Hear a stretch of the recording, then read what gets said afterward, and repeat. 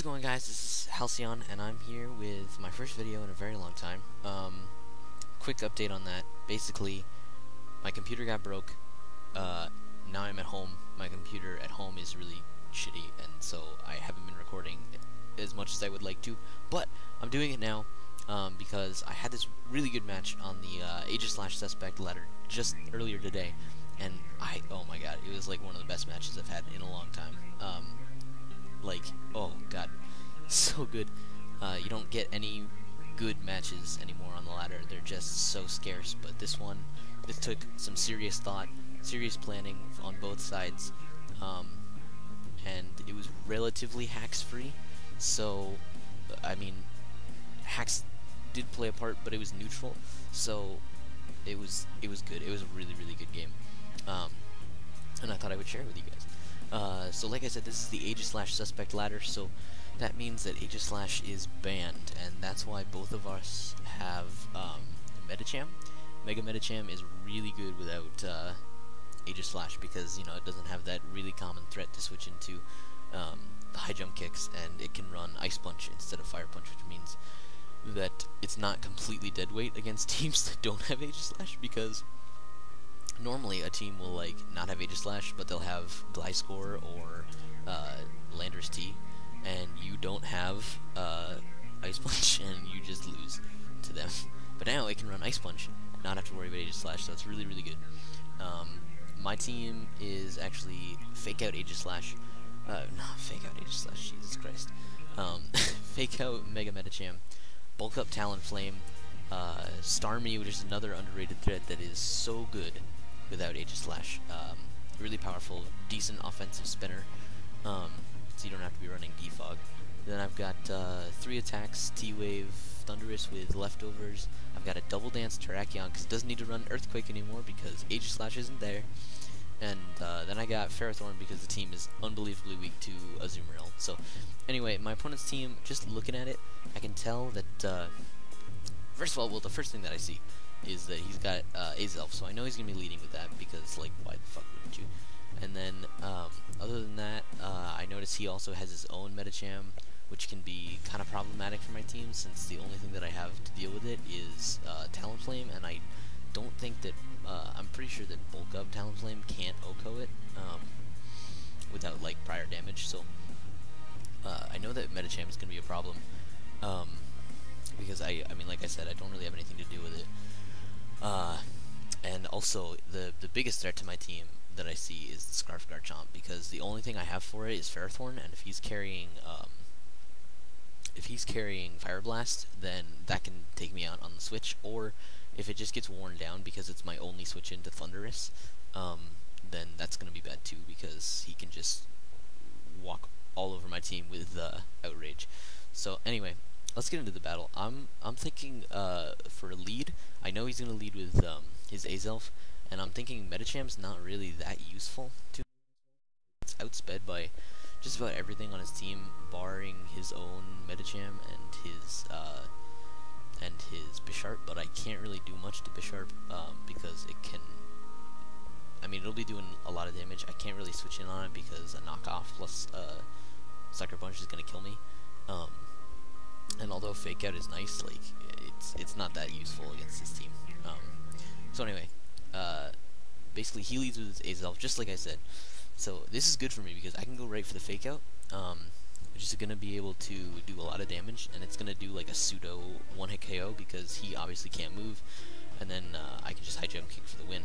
I'm going to pause here because I knew that he was going to do that. I knew he had either, he had 2 moves. He could either go for Stealth Rock, or he could Explode. And I know you might be thinking, like, well, Halcyon, you've got a Ferrothorn right there. Why would you switch out? Why would you not just go to the Ferrothorn and take the explosion, and then you have your Medicham? And the reason for that is I was worried about what could happen if I was wrong. So if I had gone into my Ferrothorn and he had set up Stealth Rock or dual screens, then that would have been a bad play for me, and I wouldn't have been able to do anything. He could have, I could have gone out into Ferrothorn, and he could have just taunted me, and I would have been completely helpless, and he could have gotten a free switch into his Medicham, and obviously that would have been really bad. So I really didn't want to do that. I also didn't want to weaken my Ferrothorn because it's the only thing I have that's keeping me from being swept by Garchomp and Thundurus. So the better play was just to sack Medicham because it's not really doing that much this match, and I want to keep my Ferrothorn alive. I'm totally rambling, but that's okay. So Medicham goes down, he brings out his Thundurus, and great minds think alike. I bring out my own Thundurus, and he switches out because he knows that his Thundurus is more important to him than mine. I, on the other hand, am just going to go for the Hidden Power Ice because if he decides to... God damn, it's so fast. If he decides to switch into his Scarf Garchomp, I don't really have a good switch into it because, like I said, if Ferrothorn gets hit by Fire Blast, then Thundurus is just going to walk all over me. So I can't afford to let it get weakened. So I went for Hidden Power Ice because even though Thunderbolt does more to neutral target, I was worried that he might switch in his Scarf Garchomp, but he makes a really good play and switches into his Bisharp. Then he makes a questionable play, and he must have gone for a knockoff or Iron Head, predicting my switch to Terrakion, but I really had no reason to do that because Thundurus isn't super important to me in this match. It looks like it is, but realistically, like, I'm not going to be switching into anything. So the only thing that it can do is, like, come in revenge kills, and Starmie can do the same thing and outspeed more. So Thundurus is actually not that important, so I'm just going to go for Focus Blast because I know if he goes for Sucker Punch, it's not going to be able to kill me, and I can just take this threat out, which was actually kind of a problem for my Starmie, so I'm glad that I was able to take it out. So anyway, Bisharp goes down, and that's really good for me. He brings out his Medicham. I don't want this thing setting up a sub, because if it gets a sub up, I'm just done. So I end up going for the Thunderbolt, but he shows me he's fake out, which is good, because it means he's not sub. That being said, I can't afford to let anything else take a high jump kick, so I'm just going to go for a Thunderbolt. Try to weaken this thing, get it down to a range where something can kill it. I do get the para, but it doesn't end up mattering because I can just go into Terrakion anyway and take it out with close combat, and he doesn't end up getting paralyzed this turn, so it doesn't really end up mattering that much. So I bring in my Terrakion. He doesn't know what set I am, so that's why he's just going to sack his Medicham because it's useless to him anyway. And I am Life Orb Double Dance, like I said in the beginning, so I'm just going to go for the Life Orb close combat, take him out. He's going to bring in his Thundurus, which is a good play. I don't really have anything that can switch into this. I'm hoping to God that he doesn't go for Focus Blast, and I just bring in my Ferrothorn.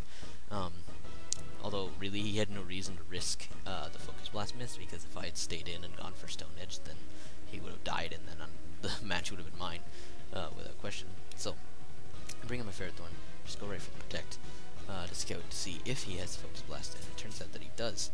And,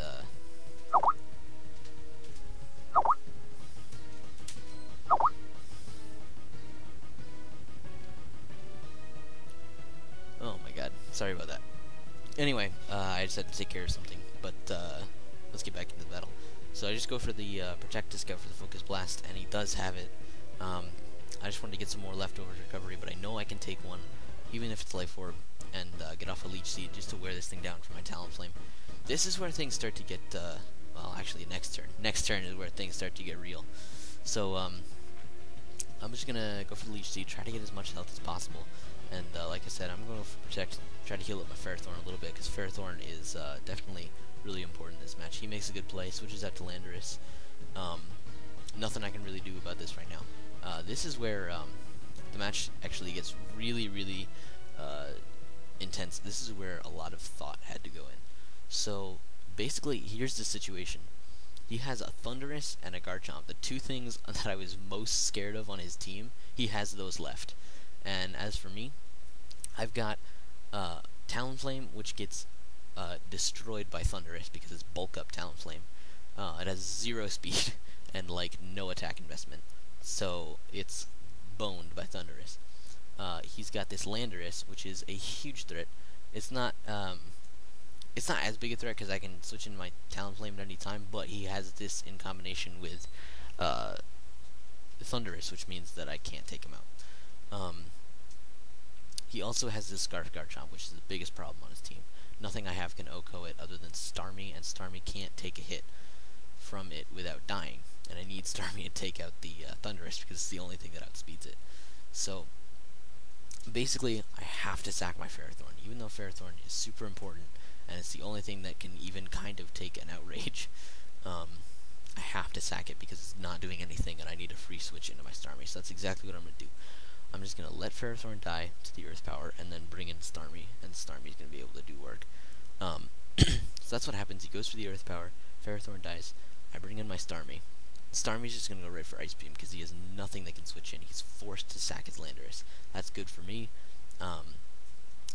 because obviously it's one more thing out of the way, but looking at his team, like, literally looking at my team, Landorus wasn't really doing much, so he just leaves it in to die.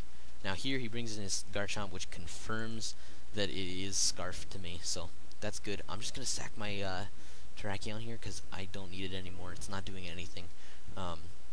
This is a good opportunity, though, for me to bring in my Talonflame, which I know can live one Outrage and go for a Will-O-Wisp, and once this thing is burned, I've basically won.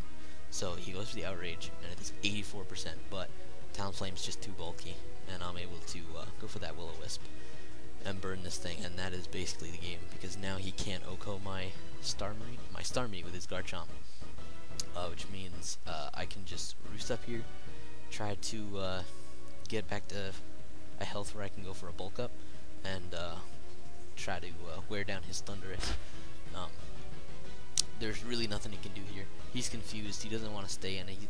Obviously, he knows that I'm bulk up at this point, so he doesn't want to let me set up.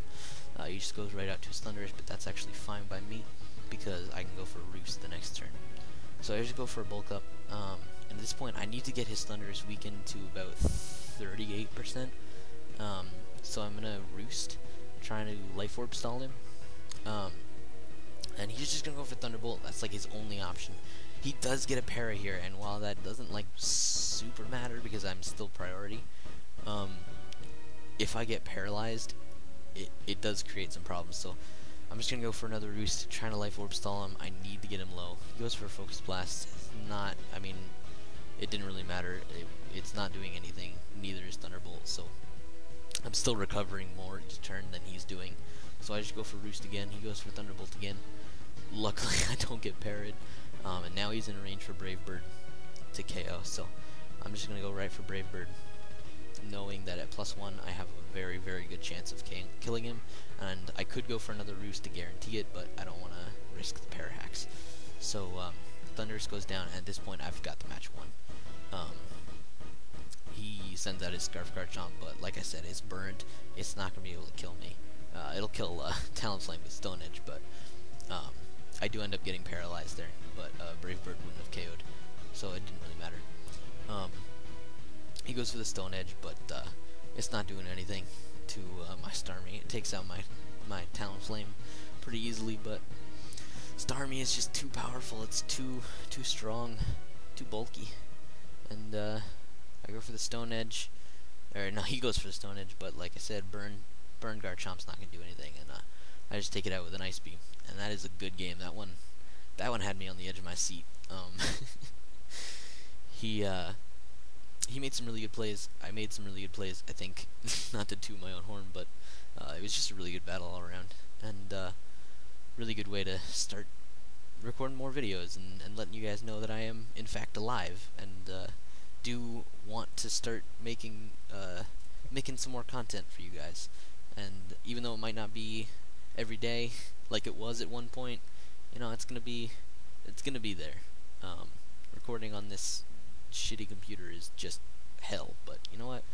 It's worth it for you guys. So anyway, that was a really good battle. Probably one of the better battles I've had in a long time. I would thank the dude, but I don't know how to pronounce his name. It's just gibberish. But he did a really good job. Anyway, hopefully I'll be getting some lives with you guys soon. I have a couple friends that have been interested in doing that, and once I figure out how to actually do that on this god-awful computer, I'll start uploading those. But thank you guys for watching. Hope you enjoyed, and I will see you guys later. Bye.